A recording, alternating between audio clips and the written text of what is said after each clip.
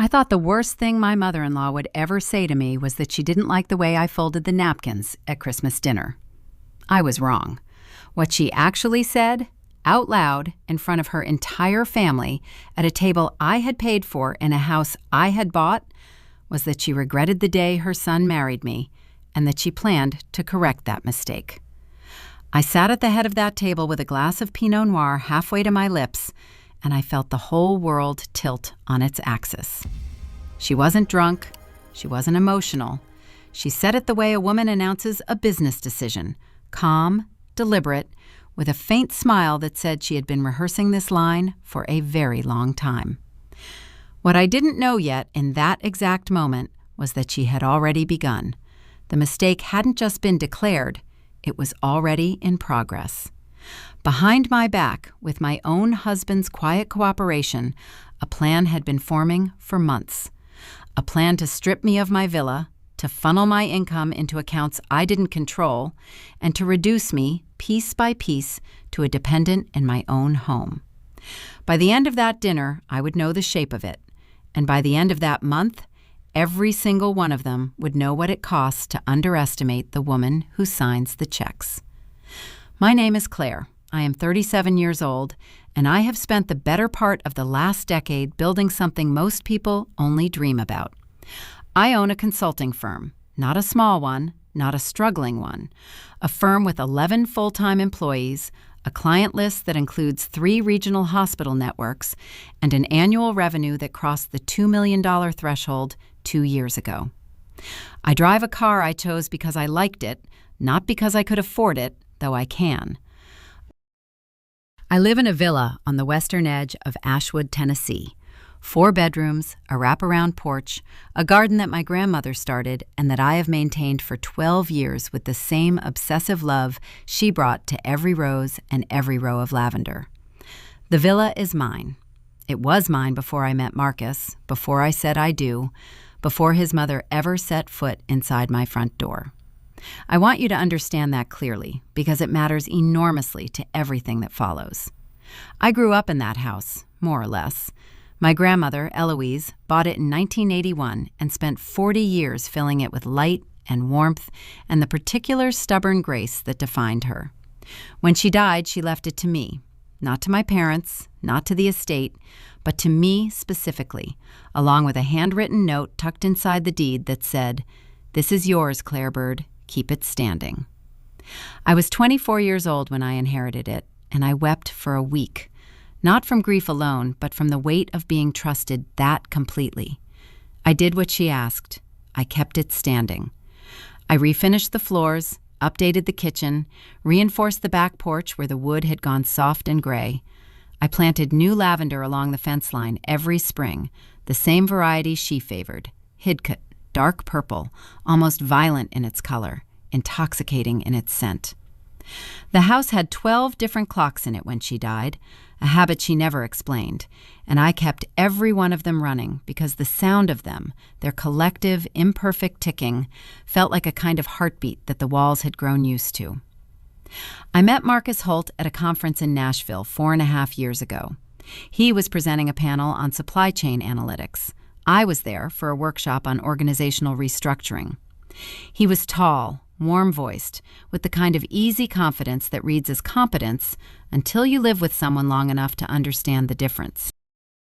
We had dinner that night, and then another dinner 2 nights later, and within 6 weeks he had driven to Ashwood to see the villa and had stood on the wraparound porch at sunset saying, "I understand now." I didn't ask what he meant. I thought I did. I thought he meant he understood why I loved the place. Looking back, I wonder sometimes if he meant something different entirely, if he was already, without knowing it, beginning to see the house not as my home, but as a prize. We were good together in the early years. I want to say that honestly and without revision. Marcus was attentive, funny in a dry, understated way, and he had a talent for making ordinary evenings feel ceremonial. He would light candles at dinner even when we were just having soup, would bring flowers in from the garden before I thought to do it, would sometimes pull me out onto the back porch at midnight to watch the stars with a blanket over our shoulders and absolutely nowhere to be. We got married quietly, at the villa, with 40 guests and a string quartet, and my grandmother's roses threaded through the ceremony arch. It was the happiest day of my life, or near enough that the distinction feels academic now. His mother, Renata Holt, came to the wedding from Savannah, where she lived in a condominium Marcus was quietly helping to subsidize. She was 61 years old, small and sharp-featured, with silver hair she kept in a severe chignon, and a wardrobe that managed to look expensive without ever being identifiably fashionable. She kissed both my cheeks at the reception and told me I looked radiant, which she said with the particular intonation that means, "This is the correct thing to say, and I am saying it." I noticed it. I filed it away in the small drawer of my mind where I kept observations I wasn't sure what to do with yet. In the first year of our marriage, Renata visited 4 times. Each visit lasted between 5 and 10 days, which Marcus managed by telling me in advance that she just needed a little time to feel connected, as though the connection in question were a reasonable and mutual thing. She was not warm with me. She wasn't hostile either, not yet. She occupied a careful middle territory of faint, persistent condescension, asking if I was sure I wanted to use that cookbook, suggesting the garden beds would look better reorganized, referring to the villa as Marcus's house in conversation, and correcting herself only when she caught my expression. Small things, the kind of things a woman can dismiss as oversensitivity if she wants to keep the peace, and I mostly wanted to keep the peace. Marcus said she was old-fashioned, which was his word for everything about his mother that made him uncomfortable to acknowledge. I said yes, probably, and I set an extra place at the table, and I poured her wine, and I asked her about Savannah. Marcus had been working for 3 years at a mid-sized logistics firm called Bridgeford Solutions when we married. He was a senior analyst, good at his job, well-liked by his team, but not particularly ambitious in the way I was. He was comfortable with his salary, comfortable with his trajectory, content to grow slowly. I did not hold this against him. What I held against no one, because I did not yet understand what was being arranged, was that roughly 18 months into our marriage, I had quietly begun covering a portion of our household expenses that should, in fairness, have been shared. Not because Marcus couldn't contribute, he could and did, but because I was earning significantly more, and it felt easier and kinder and more pragmatic to simply absorb the overflow. I paid the villa's property taxes. I paid for the substantial renovation we did on the guest suite when we decided to update it. I paid for Renata's last 2 flights to Ashwood from Savannah because Marcus mentioned, in that soft, trailing voice he used when he was embarrassed, that she was a little tight this quarter. I said of course, handed him my card, and did not examine the pattern forming around me. I know now that this is precisely what they were counting on. The first real tremor happened on a Tuesday evening in late February, about 2 years into our marriage. I had come home late from a client meeting in Memphis, a 4-hour drive, and I was tired in the deep, physical way that lives below your shoulder blades and refuses to shift. I came through the front door to the smell of someone else's cooking, which was not unusual if Marcus had made dinner, but was unusual in its particular character. It was the specific smell of Renata's beef stew, which she made with bay leaves and a kind of total absence of salt that I had never learned to enjoy. She was standing at my stove. She had let herself in with the spare key Marcus kept in the glove box of his car. "There she is," she said, turning with the ladle, and her smile was the one she kept for performances. Wide, welcoming, entirely without warmth in the eyes. "Marcus said you'd be exhausted. I wanted to make sure you had something hot to come home to." Marcus was at the kitchen table with his laptop open, not looking up with quite the enthusiasm the situation seemed to call for. "Hey," he said, "surprise." It was not a comfortable evening. Renata talked throughout dinner about her condominium's HOA fees and a neighbor she disliked and a television program she had been watching. And Marcus participated in this conversation in the easy, fluent way of a man who has spent a lifetime inside it. I ate the stew and thought about the lavender in the garden and counted the clocks and waited for it to be late enough that no one would expect me to be anything other than tired. Before she left, she was staying at a hotel that visit, which I would later understand was strategic, a way of making her invasion of the house feel temporary and benign. She stopped in the entryway and looked around the living room with an expression that I didn't have language for at the time. Surveying, I would call it now, the way an appraiser looks at a room. "It's a lovely house," she said, to no one in particular. "Such history in it." "Thank you," I said. "My grandmother built most of what it is." "Yes," she said. "Such a shame to think of it just sitting here, if anything were ever to happen." I didn't know what she meant. I asked Marcus later, in bed, what she could have meant by that, and he said, "She's just talking, Claire, she does that," and pulled me close in the way he did when he wanted to close a subject. And I let it close, and I lay in the dark listening to the 12 clocks tick their 12 different rhythms, and I told myself I was imagining things. But the thing about tremors is that they register even when you're not looking at the instruments. Over the following months, the questions became more specific. Renata called the house phone. We still had a landline because the villa's walls made cell reception unreliable. Sometimes in the early afternoon, when she knew, or seemed to know, that I would be at the office. When I came home and asked Marcus about the calls, he was vague. "Just catching up," he said. "You know how she is." I did know how she was, but I was building a picture of something I hadn't been handed the frame for yet. Once, I came home unexpectedly at noon because a meeting had canceled, and I heard him on the phone in the study with the door almost but not quite closed, speaking in the low, deliberate tone people use when they want to be understood clearly without being overheard. I heard him say, "Not yet, I just need more time." I heard him say, "She won't agree to that, Mom."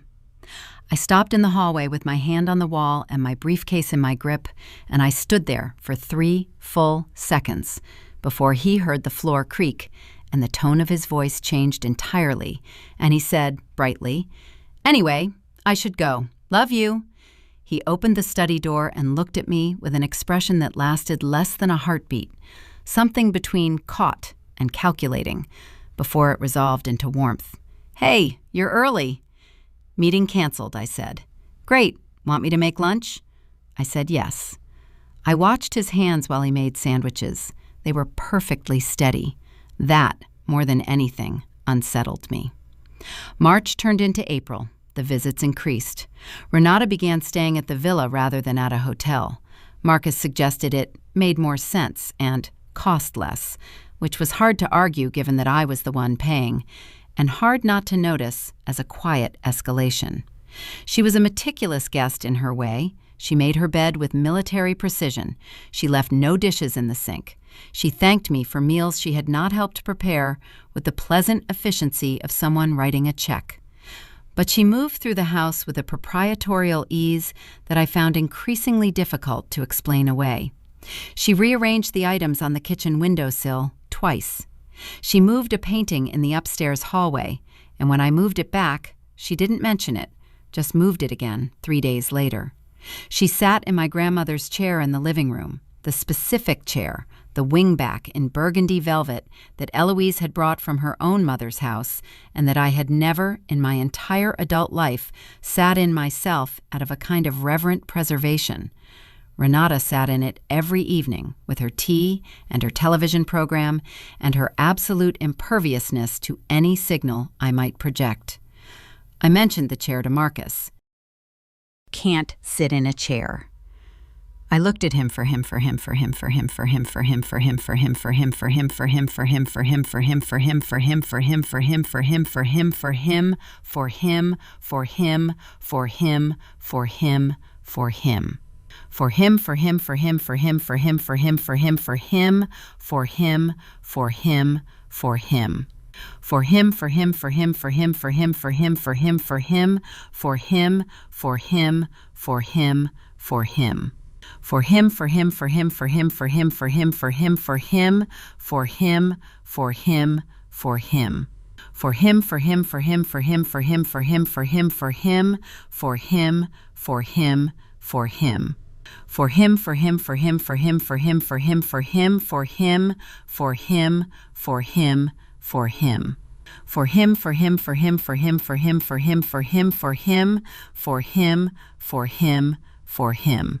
For him, for him, for him, for him, for him, for him, for him, for him, for him, for him. For him, for him, for him, for him, for him, for him, for him, for him, for him, for him. For him, for him, for him, for him, for him, for him, for him, for him, for him, for him. For him, for him, for him, for him, for him, for him, for him, for him, for him, for him. For him, for him, for him, for him, for him, for him, for him, for him, for him, for him. For him, for him, for him, for him, for him, for him, for him, for him, for him, for him. For him, for him, for him, for him, for him, for him, for him, for him, for him, for him. For him, for him, for him, for him, for him, for him, for him, for him, for him, for him.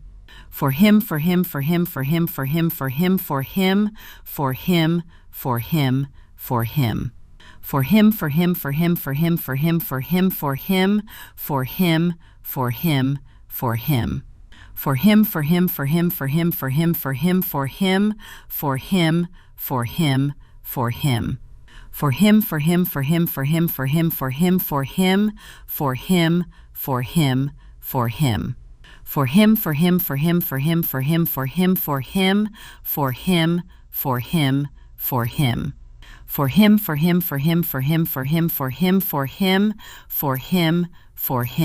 for him. For him, for him, for him, for him, for him, for him, for him, for him, for him, for him. For him, for him, for him, for him, for him, for him, for him, for him, for him, for him.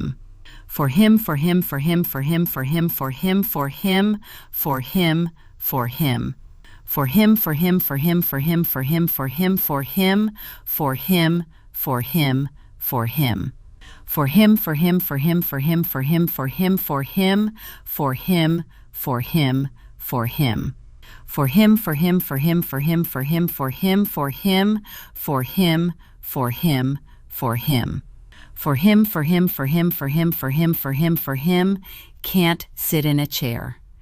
I looked at him for a moment, and I recognized in that moment that something had already shifted. Not dramatically, not with any single seismic event, but with the slow, imperceptible drift of a house settling on its foundation. The thing I'd built with this man had moved, incrementally, and I hadn't noticed until I pressed my hand against the wall and felt it give. That was when I started paying closer attention. I began, quietly and without announcing it, to keep a record. Dates and times of Renata's visits.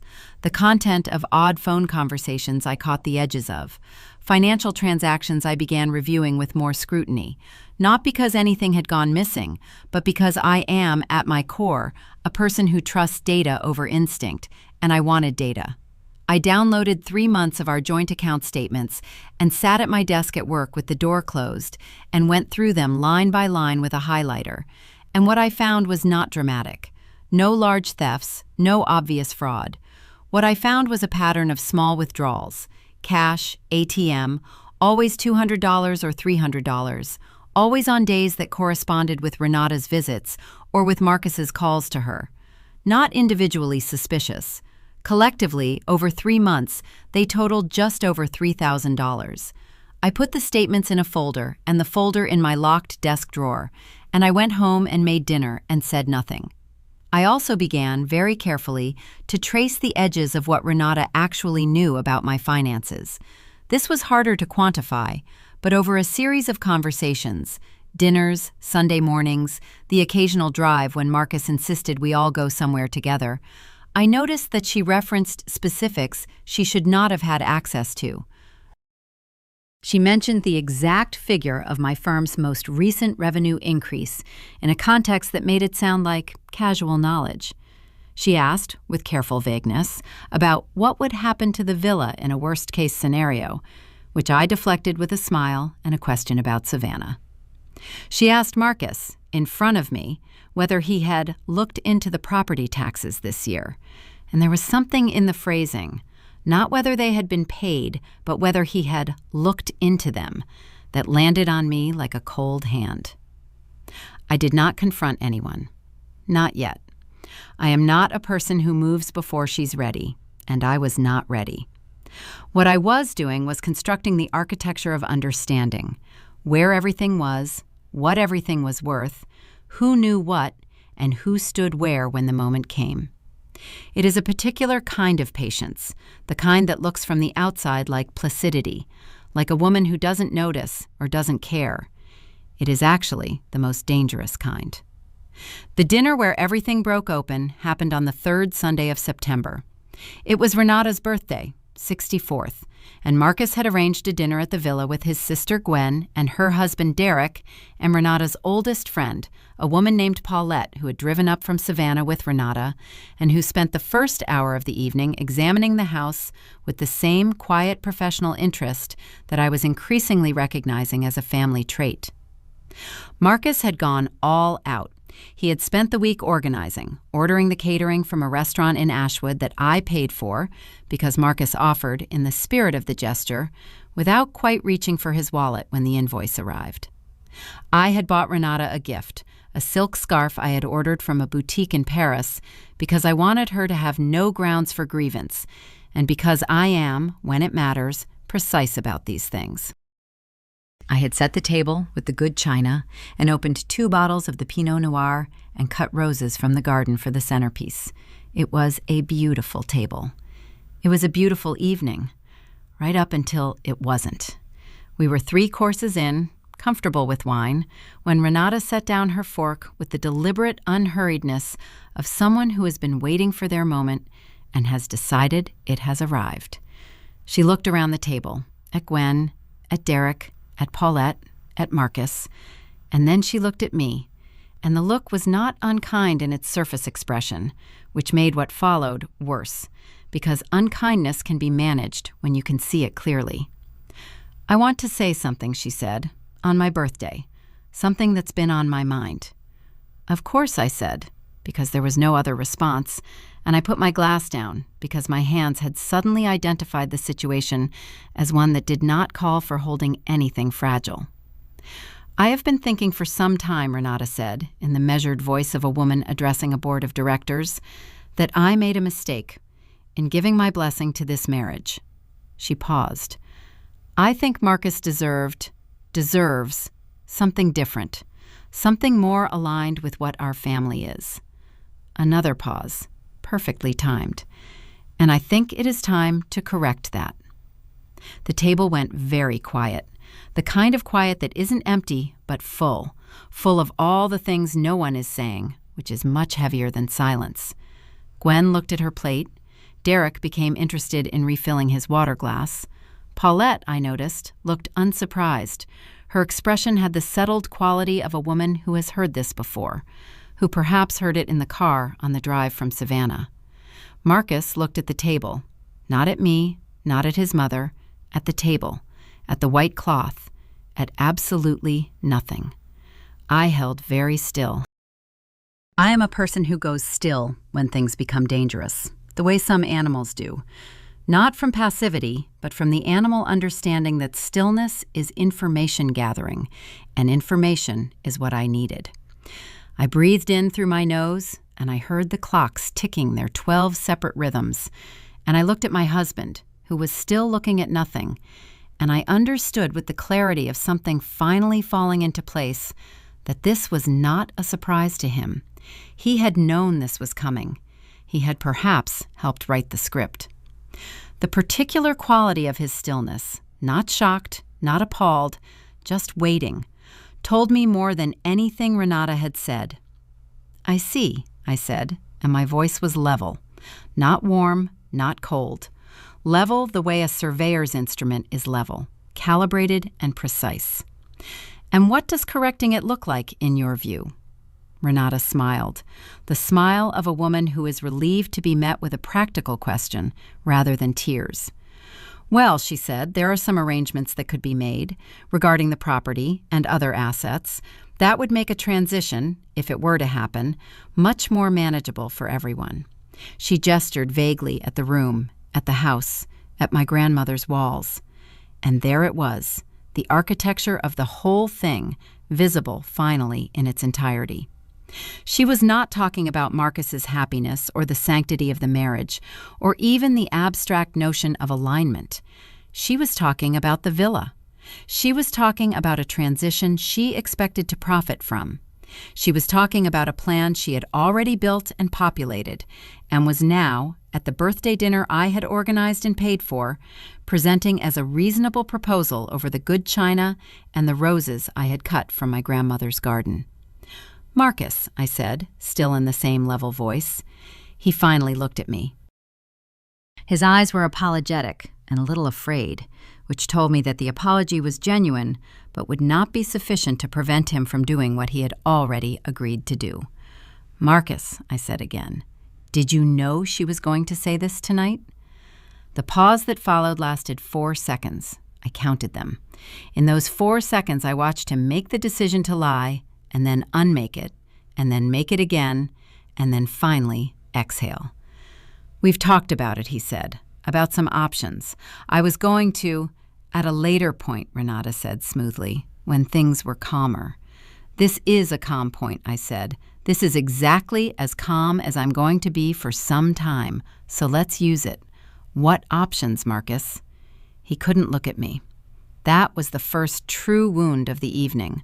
Not what Renata had said, which was outrageous and manageable, but the fact that Marcus could not look at me. He looked at the candles, at the centerpiece roses, at the napkin in his lap. He looked everywhere that was not my face, and each place he looked that was not my face was another brick in the wall of what I now understood.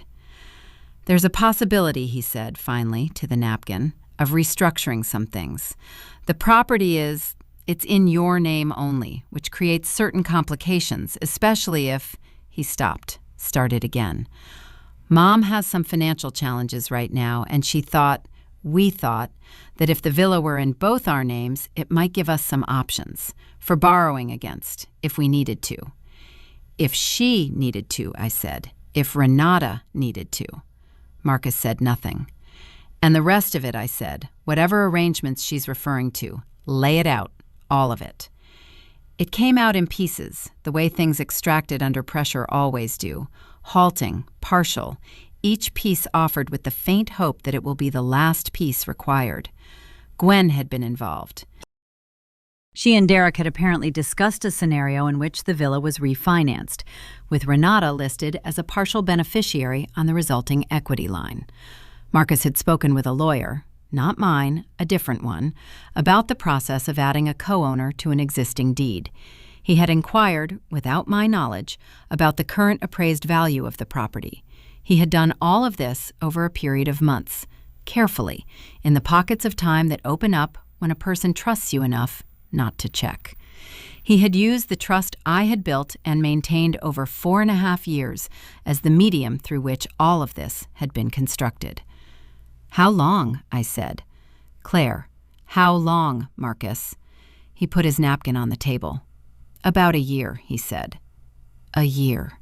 12 months of Sunday mornings and midnight porches and grocery runs and business dinners and the particular ordinary tenderness of two people living together, all of it running alongside, underneath, a separate architecture of intent that had nothing to do with love and everything to do with my grandmother's house and what it was worth. I looked at Renata. She was watching me with the expression of a woman who has played her card and is waiting to see whether the hand will be won or lost. The faint smile, the composed hands, the certainty that this moment would resolve in her direction because it had been engineered to do so. I thought about the chair, my grandmother's chair, the burgundy velvet wingback that Renata sat in every evening with her tea. I thought about the handwritten note tucked inside the deed. "This is yours, Claire Bird. Keep it standing." Something happened in my chest. Not heat. I expected heat, and what came was the opposite. A cold, crystalline settling, like water freezing in a still pond. I recognized it. I had felt it once before, years ago, in a meeting room where a business partner tried to push me out of my own company, and I sat across from him with my hands folded and my voice absolutely steady, and I said, "You've made a significant miscalculation." I said it, and I meant it, and I was right. I had been right then. I was going to be right now. "Thank you," I said, "for being clear." Renata blinked. It was not the response she had written for me. "I'm going to go make some calls," I said. "I'd appreciate it if you stayed at the table." I stood up, smoothed my dress, and walked into the hallway with the 12 clocks ticking and the roses on the table and the whole elaborate construction of the evening falling behind me like a stage set someone had knocked over. I walked into Marcus's study, his study, the room he used, the room where I had heard him say, "Not yet, I just need more time," through a not quite closed door. And I closed the door behind me, and I sat down, and I opened my laptop, and I called my attorney. Her name is Sandra Pack, and she has been my attorney for 9 years, and she answered on the second ring because she has always answered on the second ring, which is one of the reasons I have been with her for 9 years. I told her, quietly and systematically, what I had just been told. I told her about the meetings with the unidentified lawyer, about the deed inquiry, about the equity line conversation, about the cash withdrawals from the joint account. I told her about the folder in my desk drawer with 3 months of highlighted statements. Sandra said very little while I talked, which is the other reason I have been with her for 9 years. "Okay," she said when I finished. "First question, is the villa in your name alone?" "Yes, always has been." "Has he accessed the deed registry in any way? Filed anything?" "Not that I know of. I want to verify that first thing tomorrow." "I'll pull the county records tonight," she said. Second question, the joint account. Whose assets are primarily in it? Mine. I contribute 80% of the household income, more in practice, but the account is joint. Okay, here's what we're going to do. She walked me through it, the immediate and the staged, the urgent and the strategic. I took notes in the margins of a printed invoice that was sitting on the desk, writing in the small, precise handwriting I use when I need to retain things. When we finished, I thanked her. She said, "Claire, are you all right?" I said yes, and I meant it, which was something I hadn't expected. I sat in the study for another 3 minutes. I listened to the dinner table through the door, the murmur of voices, the clink of glasses, the specific note of a conversation that is being conducted by people who are pretending to be comfortable. Then I went back to the table. They were all still there. Renata had refilled her wine. Marcus was sitting with his arms crossed in the particular posture of a man who is trying to look neutral and looks instead like a man who has done something he can't quite defend. Gwen was talking to Paulette about something involving a renovation, loudly and with excessive specificity, because Gwen is the kind of person who manages discomfort by filling silence with information no one asked for. Derek was eating the remainder of the cheese course. I sat down. I picked up my wine glass. "I've spoken to my attorney," I said. "I want you all to know a few things." Renata set her glass down. "The villa is in my name and has been since 1997 when my grandmother left it to me. It will remain in my name. There will be no refinancing, no co-ownership arrangement, no equity line, and no further discussion of any such arrangement involving my property." I looked at Gwen. That includes any involvement from other family members. I looked at Derek, who had stopped eating the cheese. "Any attempt to file unauthorized documentation with the county deed registry will be treated as fraud and will result in legal action." I looked at Marcus. "And I will be separating our joint finances beginning tomorrow morning. This is not a conversation. These are facts I'm sharing with you." The table was very quiet. "I would also like to say," I said, looking at Renata, "that I heard you the first time. You regret this marriage. You believe it was a mistake. I'm going to give you the gift of telling you that I now agree with you." I picked up my wine glass and took a sip. The Pinot Noir tasted exactly as it had at the beginning of the evening. Happy birthday, Renata. I am aware that a different kind of story would now proceed directly to a decisive, clean resolution. The villains chastened, the husband repentant, the house secured. That is not what happened, because that is not how these things work in practice. What happened instead was a period of sustained and exhausting conflict that lasted 6 weeks and required every resource I had, financial and otherwise. I want to be honest about that. The clarity I felt in the study, making notes in the margins of an invoice while Sandra Pack walked me through the architecture of my counterattack, that clarity did not prevent me from waking at 2 in the morning with my heart going too fast, and the particular sick feeling of a person who understands that the person sharing their bed has been working against them. It did not prevent me from standing in the garden one afternoon in early October, pulling dead stalks from the lavender with my bare hands, crying in the specific way of someone who is not sad so much as simply done. Done with the performance of equilibrium, done with the management of a situation that had been quietly degrading for months. But the clarity was real, and it held. The morning after the birthday dinner, I went to the office early, and I did 4 things before my first meeting of the day. First, I called my bank and separated my personal finances from the joint account, which I drained of the balance attributable to my contributions and left with exactly the amount Marcus had deposited over the preceding 6 months. Second, I verified with Sandra that no unauthorized changes had been made to the villa's deed. None had, not yet, which meant they had not gotten as far as they planned. Third, I called Bridgeford Solutions, which is where Marcus worked, and I asked to speak to the CFO, a man named William Reardon, whom I had met at a company event 2 years prior, and who had been, at the time, deeply interested in the possibility of a consulting contract with my firm. I told William Reardon that I would like to discuss that consulting contract, and also that I had some information relevant to Bridgeford's internal compliance protocols. William Reardon said he could see me that afternoon. This requires some explanation. Marcus's employment at Bridgeford was not coincidental to the plan being formed around my assets. He had used his position, his access to client financial records, his company laptop, his work email, to conduct communications related to the scheme. Lawyer consultations on company time, inquiries about deed procedures using his company email address, one phone call, captured in the call log Sandra had subpoenaed within 48 hours of our conversation, in which he discussed the specific valuation of the villa with an individual who turned out to be a real estate contact of Renata's.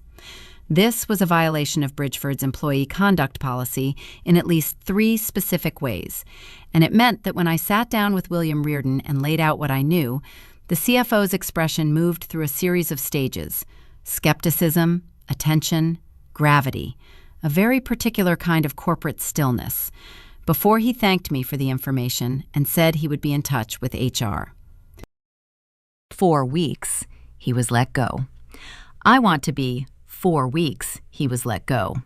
I want to be clear, I did not fabricate anything, inflate anything, or use anything other than documented facts to have this result. Marcus had genuinely used his employer's resources for personal financial scheming. The consequence was proportional and accurate, and every bit as much his fault as if he had walked into the CFO's office and told them himself.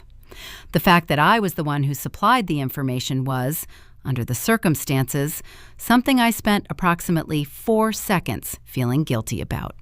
The second confrontation, and I am calling it a confrontation because that is what it was, though it was conducted at a volume most people reserve for ordinary conversation, happened in the 3rd week of October, in the kitchen of the villa on a Wednesday evening when Marcus came home from what was now simply being called the transition.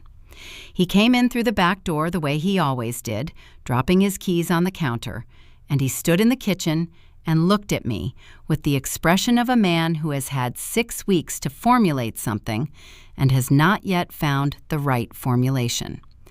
"I want to talk," he said. "All right," I said. I was at the stove making soup, not because the moment called for domesticity, but because soup was what I had decided to make, and I have never been the kind of person who abandons a reasonable plan for the sake of optics. "I made a mistake," he said. "Several mistakes. I know that." "Yes," I said. My mother has a way of, she's very persuasive, and I was in a position where I felt, "Stop," I said. not loudly, with the flat, precise quality of a palm pressed against a door. Marcus, I don't want the version of this where your mother's persuasiveness is the primary actor. I want the version where you tell me what you actually decided to do. He was quiet for a moment. I decided to let it happen, he said finally. I didn't stop it. I participated.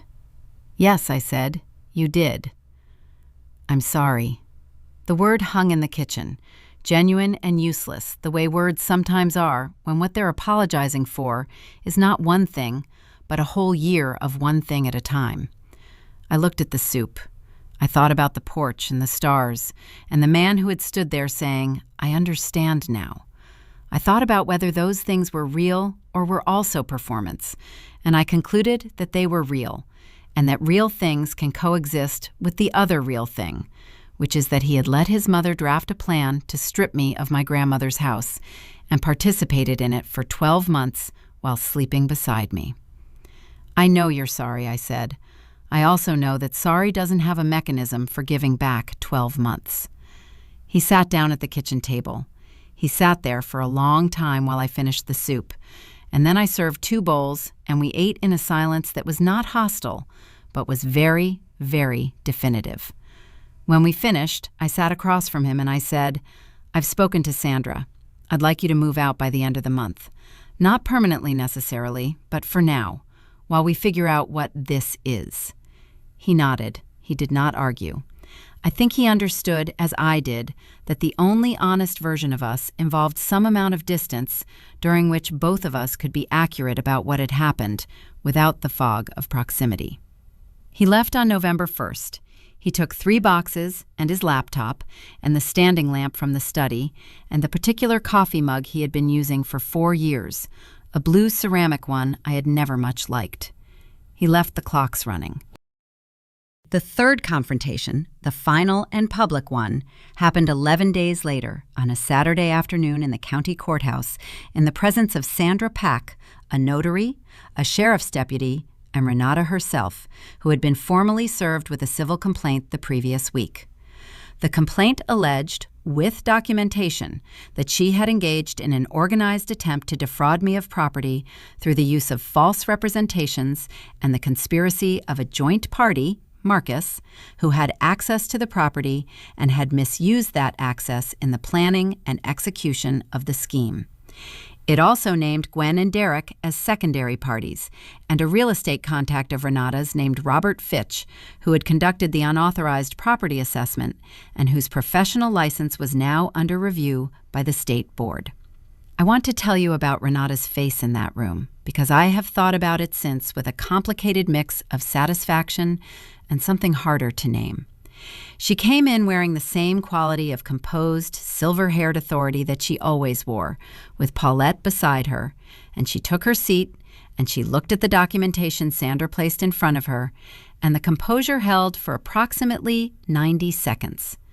Then it cracked, not dramatically, not with tears or outbursts, but with the specific, visible deflation of a person whose plan has been returned to them dismantled. The organized, certain face became something older and smaller, and she looked at the table, and I thought again of Marcus looking at the table at the birthday dinner, and I recognized in that gesture something hereditary and terrible. Her attorney, a man who looked uncomfortable throughout, negotiated a settlement under which Renata formally and permanently renounced any claim or interest in the villa and agreed to repay the $3,000 and change from the joint account, which Sandra had tracked to within a few dollars.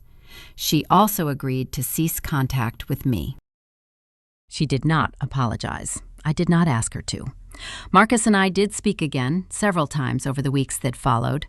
Those conversations are private in a way that most of this story is not, because they contained things that belonged to the two of us and to no one else.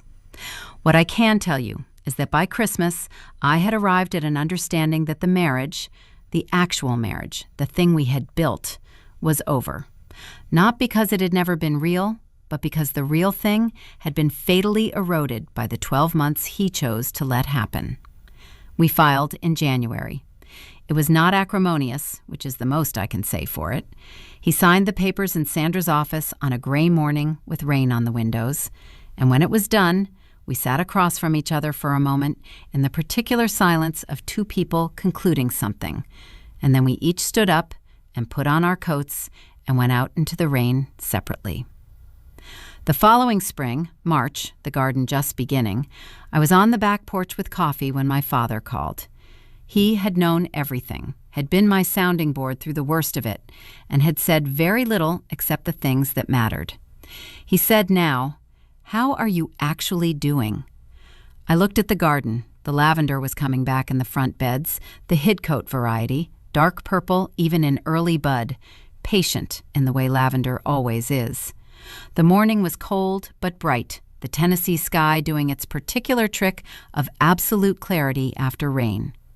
The wraparound porch was the same wraparound porch it had always been, its white paint needing the same touch-up along the railing it had needed for 2 years, the floorboards with the same familiar creak under the second step from the door. 12 clocks inside, all running, all keeping their 12 imperfect collective time. "I'm good," I said, and then, because my father had earned the more accurate answer, "I'm better than good. I'm very specifically myself again." He laughed at that, the warm, dry laugh of a man who has watched his daughter be many things and is pleased by the current version. "Your grandmother would have done exactly what you did," he said. "I know," I said. "That's where I learned it." After I hung up, I sat for a long time with the coffee going cold in my hands and the lavender coming up in the beds and the morning spreading out around the house in all its unapologetic, ordinary beauty. I thought about the dinner, about the good china and the roses and the wine and the birthday gift I had chosen with such careful precision, and the moment when all of that turned into something else entirely. I thought about the 12 months before that, the slow, barely perceptible shift of things I had trusted without quite examining, and I recognized that what I had lost, the marriage, the version of Marcus I had loved, the comfortable not looking, had already been gone before I knew to grieve it. What I had recovered was only what had always been mine. The house stood around me the way it had always stood, solid, imperfect, full of the particular accumulated presence of the women who had lived in it and loved it and kept it. My grandmother's chair was back where it belonged. I had moved it the day after the birthday dinner, and it had not been moved again. The deed was in my name and would remain there. The lavender was coming back. The clocks were running. I am not someone who needs to have the last word, but I will tell you this. If someone tells you they've made a mistake, if they look at the life you built and the home you kept and the table you set, and they tell you it was all an error to be corrected, the correct response is not to shrink, to pacify, to negotiate from a position of fear. The correct response is to set down your glass and pick up your phone and build the kind of precision they were counting on you not to have. They regretted the marriage. I made sure they had reason to. Some houses you build, some you fight for, some you do both. And the ones you do both are the ones that are truly yours, in a way that no document and no dinner table speech and no carefully engineered scheme can touch, because they are yours not just in title, but in the living of them. Keep it standing. I did, Grandma. I did.